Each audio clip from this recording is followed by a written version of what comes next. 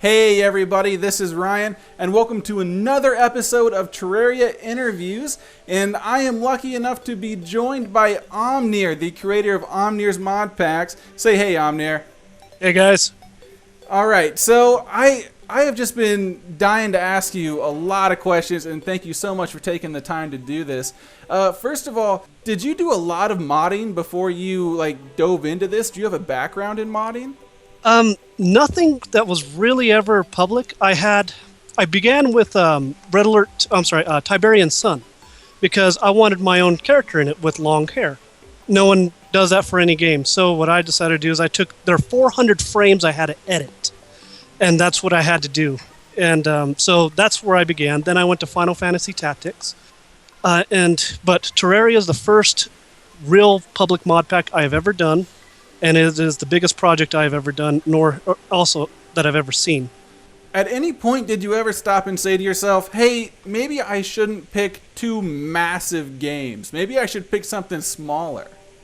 Well, my whole thing is, when I started, I was like, okay, I'm just going to do a few enemies. It's not going to be that big. It's just going to have a little bit of the element added into Terraria. And then it's like, but it's missing something. So I'd add more and say, I can keep going. And so I kept going and going without any pressure of there's a goal to meet. How much time do you think you spent on creating your mod? I would wake up, I would start my mod pack, and I wouldn't finish until I went to bed. I didn't really play games. I would be modding the entire time, so I'd spend about 16 hours a day learning how to do code and adding in animations, tweaking the animations, and all that. What's your favorite part about the whole modding process? Honestly, it sounds weird, but the trial and error, because I have no programming skills whatsoever. So I had to learn everything as I was modding.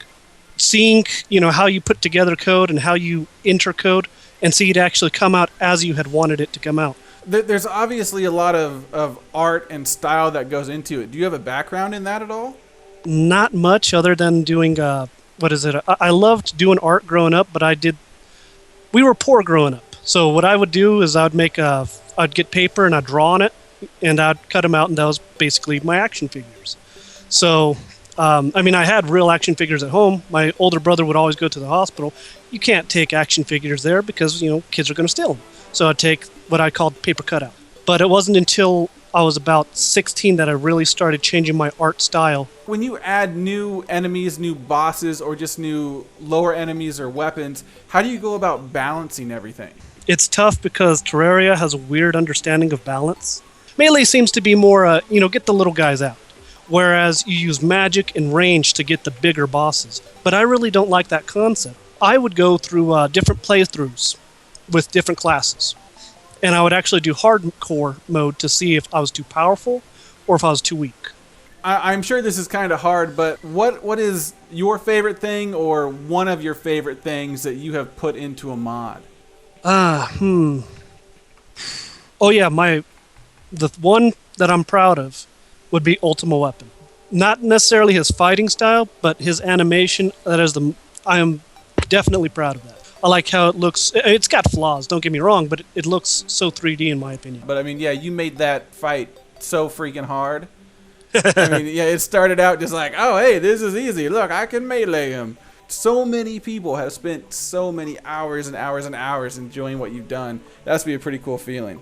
It's really hard to actually capture it because there's a part of you that goes, well, is it right? Do they really get the most out of it, or is it like, well, yeah, this is cool? There's flaws here and there. Do they see the flaws, or do they see, all the work that I tried to make them enjoy? So, but seeing your videos, things like that has really made it awesome. That is what really brings it home. Have there been any features that you wanted to put in but you weren't able to? Yes, there are a ton of things that I want to do. A couple of them. I want to make a whole Metroid world based off of Planet Zebes or, Metroid 2.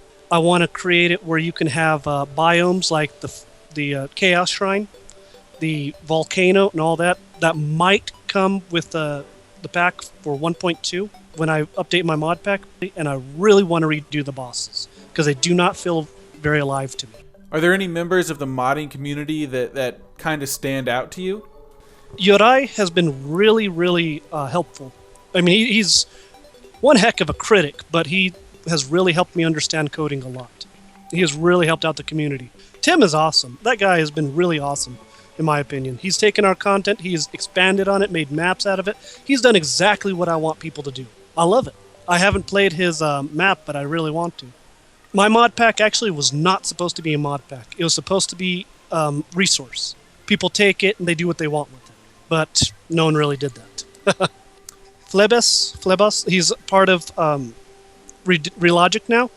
He did the Step Up mod. Simple little thing, but by God, it added so much. So I assume you've been following the 1.2 updates. Is there anything you're really looking forward to? The whole thing, honestly. I've been, I want the slopes. I want the walking up the tiles.